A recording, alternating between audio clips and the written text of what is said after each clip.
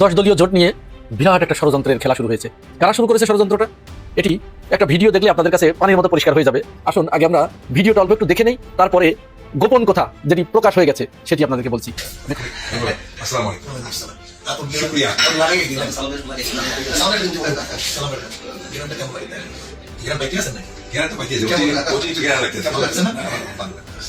কার ফাঁদে পড়লো 11 দলীয় জোট, এখন তো 12 দলীয় জোট।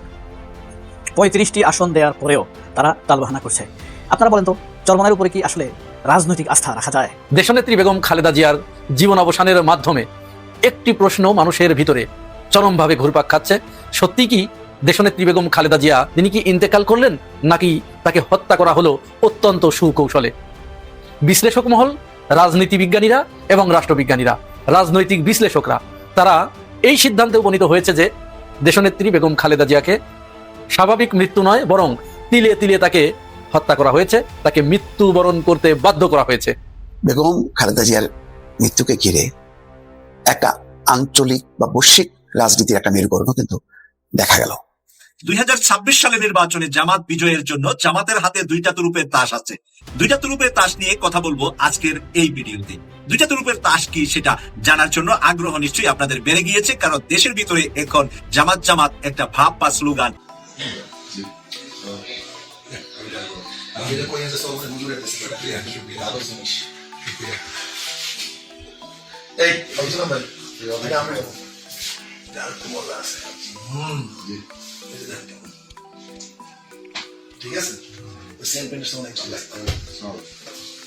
এই ভিডিওর পিছনে আর একটা গোপন সত্য আছে, যে সত্যটাই এখন আসলে আমরা খুঁজে বের করি।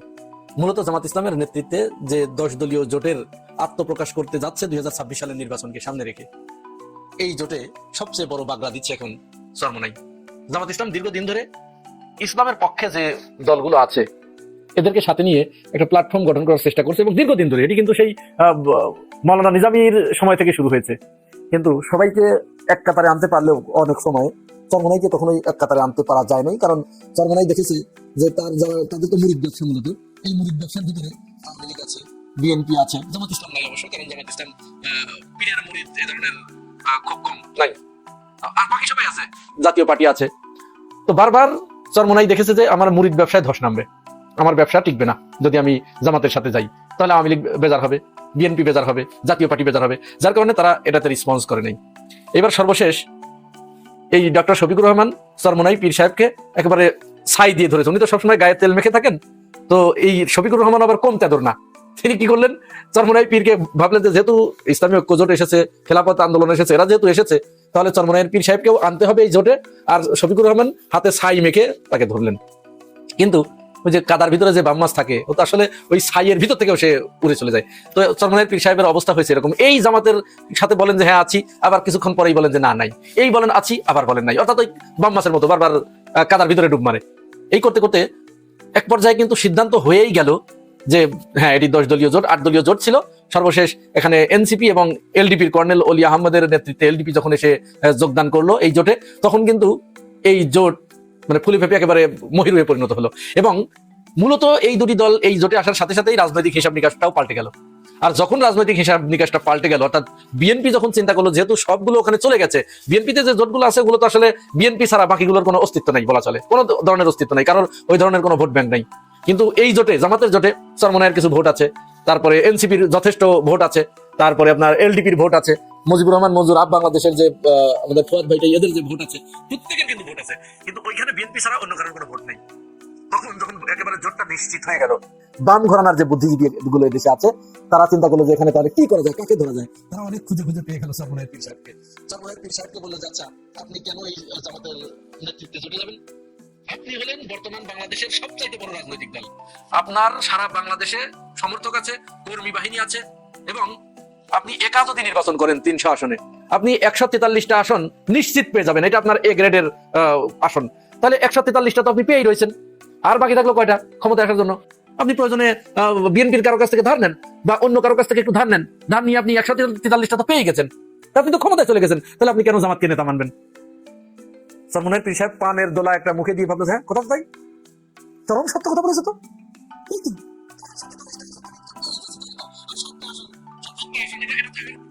একটা ধাক্কা দিলে পরে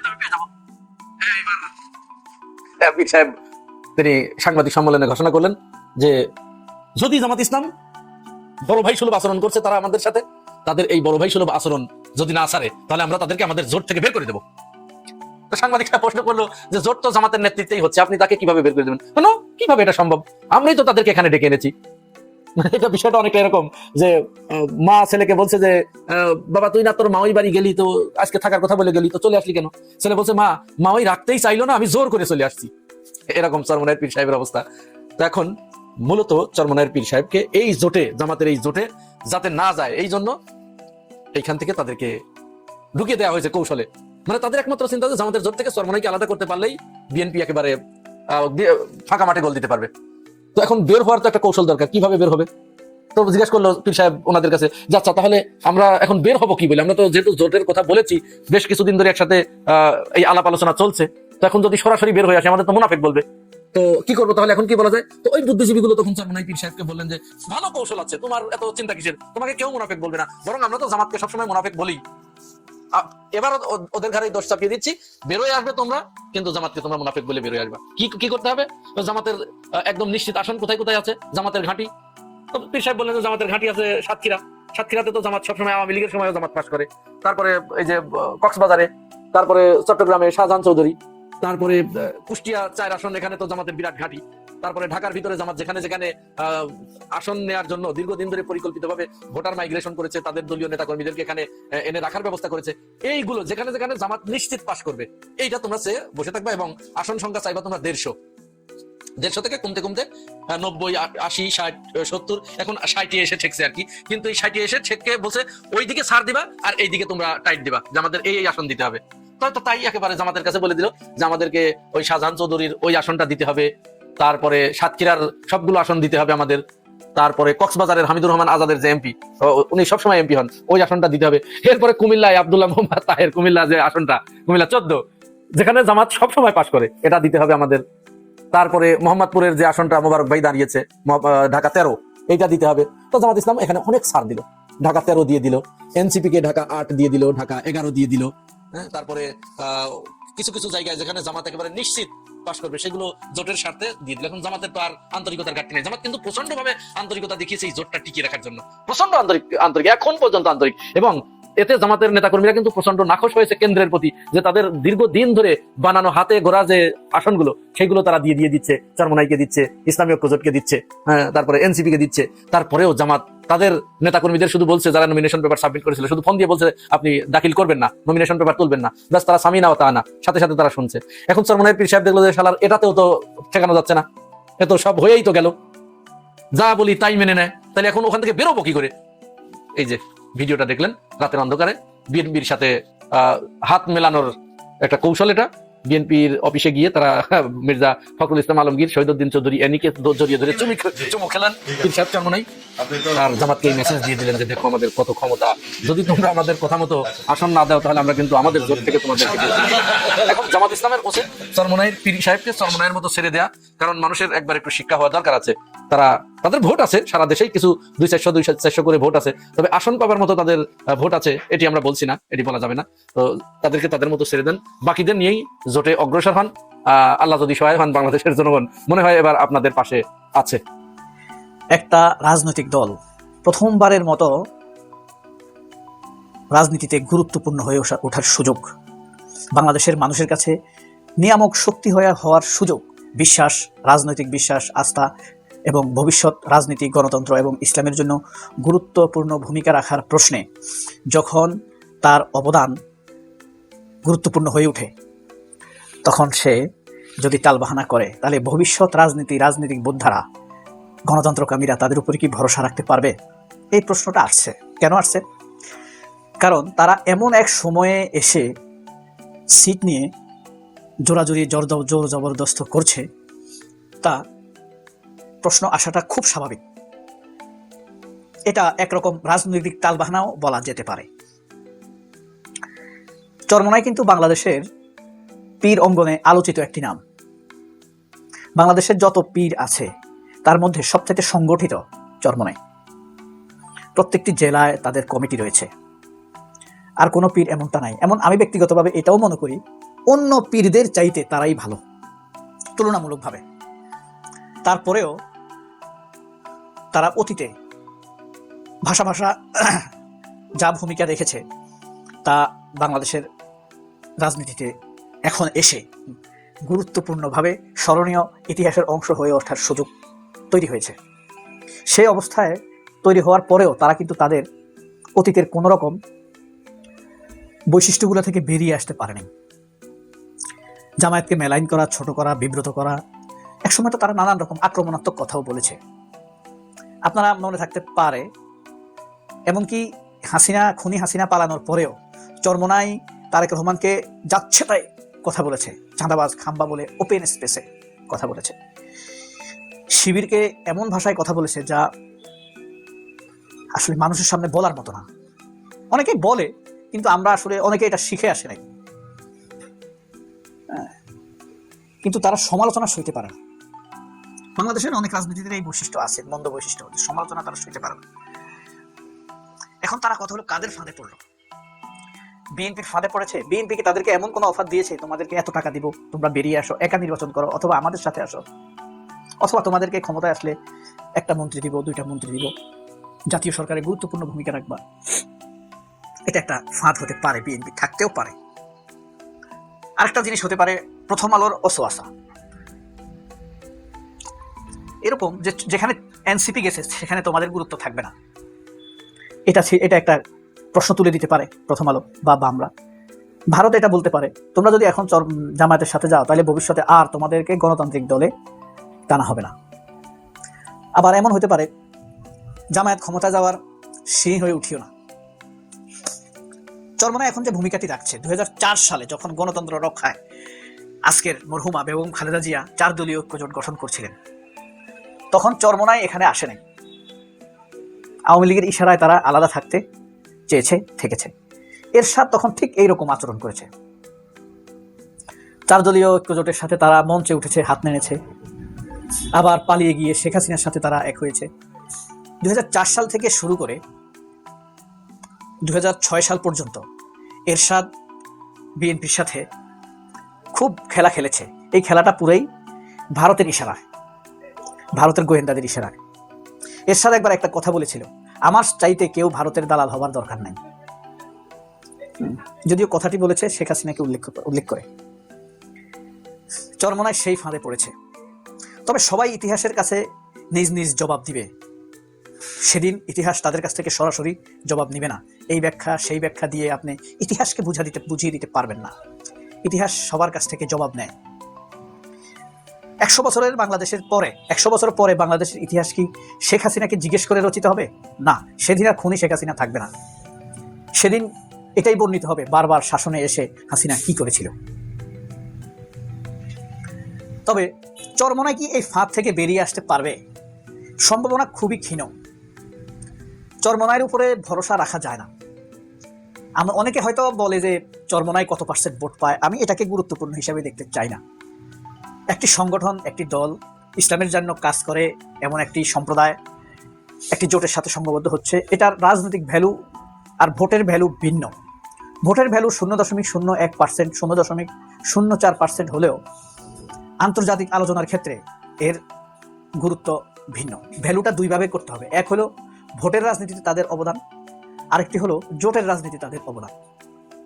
রাজনৈতিক ভিত্তিমূল রচিত হবার ক্ষেত্রে এখানে বিশ্বস্ত জোট প্রার্থী বা জোটের অংশীদারদের ভূমিকা ভিন্নভাবেই পরিগণিত হবে। এই যে রাজনৈতিক ফাঁদ, এটা চরমোনাইকে ফাঁদে ফেলেনি। এইভাবে ধীরে ধীরে সবাইকে ফাঁদে ফেলে। ভারতের যখন সকল দুয়ার বন্ধ হয়ে যায় তখন তারা কিন্তু পীরদেরকেই ধরে। এবং ভারত আওয়ামী লীগের খেলা একই রকম। তারা হাসিনা এসে রূঢ় কণ্ঠে দাঁড়াবে, হাসিনার সেই সুযোগ নেই। একজন ক্লিন দেখে আওয়ামী লীগকে ফেস হিসেবে সামনে রাখবে, যেমন জোহরা তাজউদ্দিনকে রেখেছিল আপনার 75-এর পরে সোহেল তাজের মা। কেউ ভাবতেই পারে নাই সেই আওয়ামী লীগ আবার ফিরে আসবে, কিন্তু ভয়ঙ্কর রূপে ফিরে এসেছে তারা রাজনৈতিক স্পেস তৈরি করার মাধ্যমে। এবং এই ক্লিন ফেসটা না পেলে কি করবে? তারা একটা মহিলাকে নেবে। সেটা যদি না পায় তারা একটা সাংবাদিককে নেবে। সবাই ভাববে এ তো সাংবাদিক, এবার আওয়ামী লীগ ভালোভাবে কাজ করবে। সেটা যদি না পায় তাহলে দাঁড়ি টুপিওয়ালা একজন নিবে কাউমি থেকে, একটা না একটা স্তরে তারা যাবেই। সেটাও যদি না পায় তাহলে পীর থেকে একজন নেবে। যেমন যোগাযোগ মন্ত্রী ছিল না আওয়ামী লীগের আবুল হোসেন, মনে আছে? সাকো, আবুল হোসেন সাকো গ্রুপের, সে কিন্তু পীরের ছেলে, পীরের ছেলে, পীর বংশের জামাই। এই ধরনের মুখগুলো নিয়ে আসে। আর তাও না পারলে ফজলুরে নিবে, তারপরে বলবে তাকে তো আমরা বিএনপি থেকে নিছি। আওয়ামী লীগ কিন্তু এরকম, ভারতও এই স্টাইলেই কাজ করে। তারা হাতে নিবে রাষ্ট্রপ্রধান, সরকার প্রধান, মন্ত্রী, সেটাও পারছে না। তাহলে সেকেন্ড স্টেজ আর্মি, আমলা, পুলিশ, সেটাও যদি না পারে তাহলে পীর। চরমোনাই সেই ফাঁদে চলে গিয়েছে। সেখান থেকে ফিরে আসা আল্লাহর রহমত থাকলে পারবে, তাদের উপরে যদি আল্লাহর রহমত বর্ষিত হয়, নয়তো তারা আর ফিরে আসতে পারবে না, আস্থা কোণে চলে যাবে। আমরা এরকম অনেক বড় বড় পীর দেখছি না? চরমোনাইয়ের আগে আটরশির কি রমরমা অবস্থা ছিল না? হ্যাঁ, চাঁদপুর চাঁদের হুজুর, এরকম কিছু বড় বড় পীর আছে, জাকের পার্টি, সারসিনা। কোন ফাঁদে পড়েছে বলে আপনারা মনে করেন চরমোনাই? অনেক ভালো থাকবেন, আল্লাহ হাফেজ, সালাম আলাইকুম। সহযাত্রী, দেশের কাণ্ডারি, জননেত্রী দেশমাতা বেগম খালেদা জিয়া আজ 30শে ডিসেম্বর 2025 রোজ মঙ্গলবার ভোর 6টার সময় দুনিয়ার মায়া ত্যাগ করে মহান আল্লাহ রাব্বুল আলামিনের ডাকে সাড়া দিয়েছেন। মহান আল্লাহ রাব্বুল আলামিন এই মহিয়সী নারীকে তার জীবনের সমস্ত গুনাহ-খাতা মাফ করে তাকে তার সর্বোচ্চ সম্মানের মর্যাদা এবং জান্নাতের মেহমান হিসেবে কবুল করুক, আমরা আল্লাহ রাব্বুল আলামিনের কাছে এই প্রার্থনা করছি। সেই সাথে দেশনেত্রী বেগম খালেদা জিয়ার জীবন অবসানের মাধ্যমে একটি প্রশ্ন মানুষের ভিতরে চরমভাবে ঘুরপাক খাচ্ছে। সত্যি কি দেশনেত্রী বেগম খালেদা জিয়া তিনি কি ইন্তেকাল করলেন, নাকি তাকে হত্যা করা হলো অত্যন্ত সুকৌশলে? বিশ্লেষক মহল, রাজনীতি বিজ্ঞানীরা এবং রাষ্ট্রবিজ্ঞানীরা, রাজনৈতিক বিশ্লেষকরা তারা এই সিদ্ধান্তে উপনীত হয়েছে যে দেশনেত্রী বেগম খালেদা জিয়াকে স্বাভাবিক মৃত্যু নয়, বরং তিলে তিলে তাকে হত্যা করা হয়েছে, তাকে মৃত্যুবরণ করতে বাধ্য করা হয়েছে। এবং এটির সপক্ষে তারা যথেষ্ট যুক্তি, প্রমাণ এবং দলিল, দস্তাবেজ, নথিপত্র সব কিছু রেডি করেছে, উপস্থাপন করেছে। আমাদের হাতেও এরকম একটি এক্সক্লুসিভ তথ্য এসেছে, যেটি আমি আপনাদেরকে দেখাবো। চলেন আমরা এই বিষয়ে ডকুমেন্টসটা একটু দেখে আসি। মাত্র 1 মিনিট 44 সেকেন্ডের একটি ক্লিপ। এই ক্লিপটা দেখার পরে আর অল্প কয়েকটি কথা বলবো। আজকের ভিডিও বেশি বড় করবো না, চলুন শুরু করি।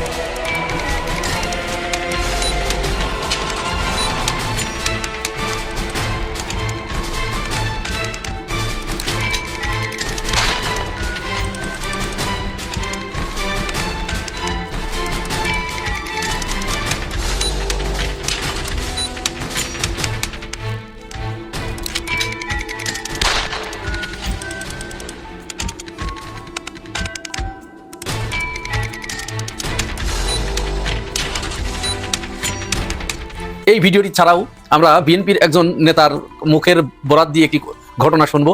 সেই ঘটনাটি শুনলে আপনাদের কাছে এটি পরিষ্কার হয়ে যাবে যে শেখ হাসিনা, প্রথম আলো, ডেইলি স্টার এবং তাদের এ দেশীয় যে মিত্র, প্রধান মিত্র, সেই কাঁটাতারের বেড়ার ওপারের দেশটি, এই কয়জন মিলে দেশনেত্রী বেগম খালেদা জিয়াকে তিল তিল করে হত্যা করেছে, তাকে মৃত্যুর মুখে ঠেলে দিয়েছে। তিনি অত্যন্ত স্বাভাবিক জীবনযাপন করছিলেন এবং তার শরীর, স্বাস্থ্য সবকিছু যথেষ্ট ভালো ছিল। কিন্তু এই যে ভিডিওটি আপনারা দেখলেন, এই ভিডিওর মাধ্যমে প্রথম আলো গঙেরা দেশনেত্রী বেগম খালেদা জিয়ার জীবনকে তিলে তিলে তাকে মানসিক যন্ত্রণা দিয়ে ভিতর থেকে তাকে শেষ করে দিয়েছে। আর সেই সাথে কারাগারের ভিতরে তাকে স্লো পয়জনিং এর মাধ্যমে ক্ষুদ্র ক্ষুদ্র কোনা কোনা বিষ প্রয়োগ করে তাকে ধীরে ধীরে মৃত্যুর দিকে ঠেলে দিয়েছে। এটা আমি বানিয়ে বলছি না, এটার প্রমাণ আছে, ডকুমেন্টস আছে। আমরা চলুন সেই ডকুমেন্টসে যাই। আপনাদের কি মনে পড়ে মির্জা ফখরুল ইসলাম আলমগীর তিনি বারবার বলেছেন যে বেগম খালেদা জিয়াকে স্লো পয়জনিং এর মাধ্যমে তাকে হত্যার নীল নকশা বাস্তবায়ন করছে শেখ হাসিনা। অপরদিকে মির্জা আব্বাসের একটি বক্তব্য আপনাদের মনে থাকার কথা, আপনারা শুনেছেন। মির্জা আব্বাস তিনি বলছেন 5 আগস্টের পরে, এই 5 আগস্টের পরে কলকাতার একজন সাংবাদিক তিনি ঢাকায় আসলেন, ঢাকায় এসে মির্জা আব্বাসের সাথে দেখা করলেন।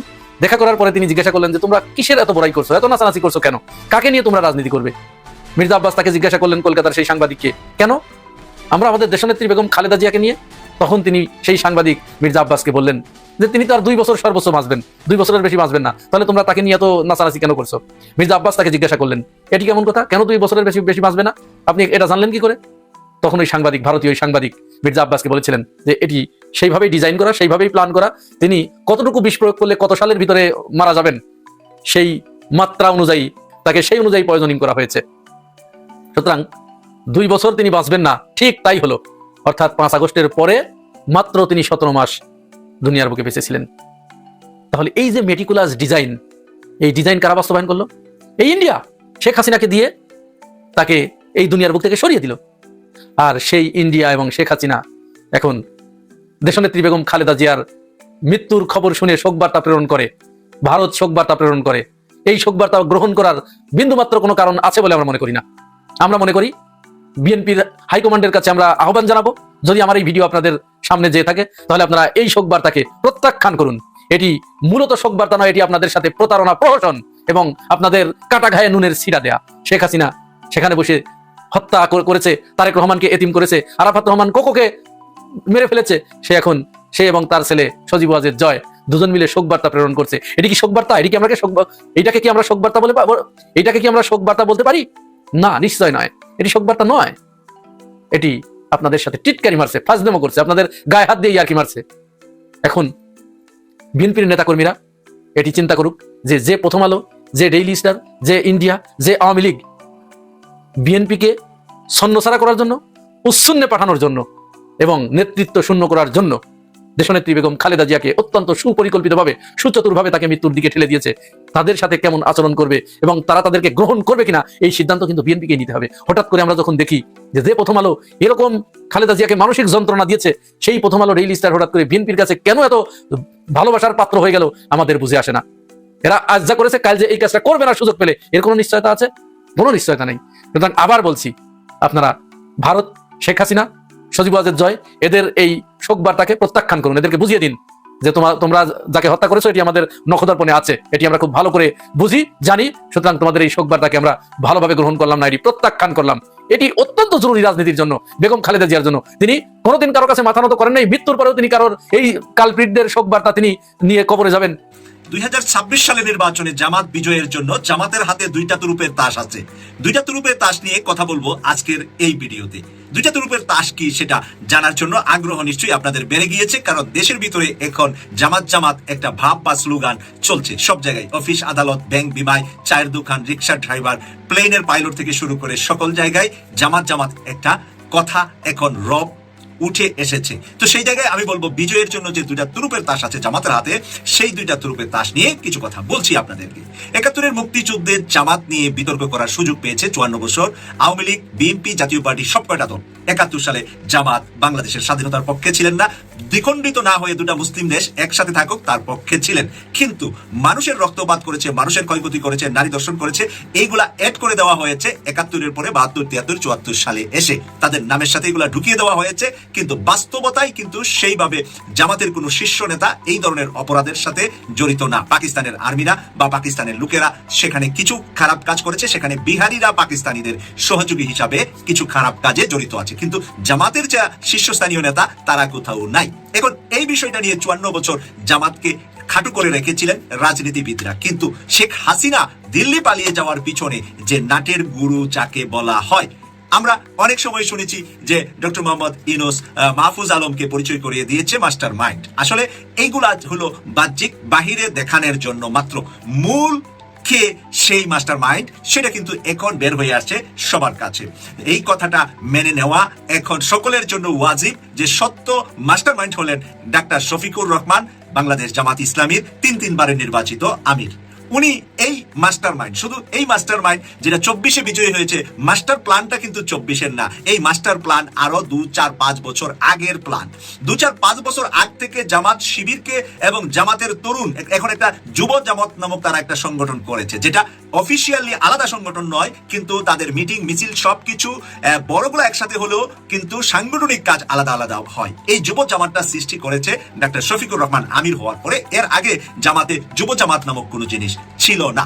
এই যুব জামাত আর ছাত্র শিবিরকে সংগঠিত করে প্রশিক্ষণ দিয়ে, মেধা দিয়ে, প্রজ্ঞা দিয়ে, সব ধরনের প্রশিক্ষণ দিয়ে তৈরি করেছেন তারা কয়েক বছর সময় নিয়ে। আর 24-এ এসে ফাইনালি তারা গোলটা দিয়েছেন, দিল্লি পাঠিয়ে দিয়েছেন পুরা 300 পার্লামেন্ট মেম্বার সহ, মন্ত্রী পরিষদ সহ, আওয়ামী লীগের কাছের যারা আছে সবাইকে।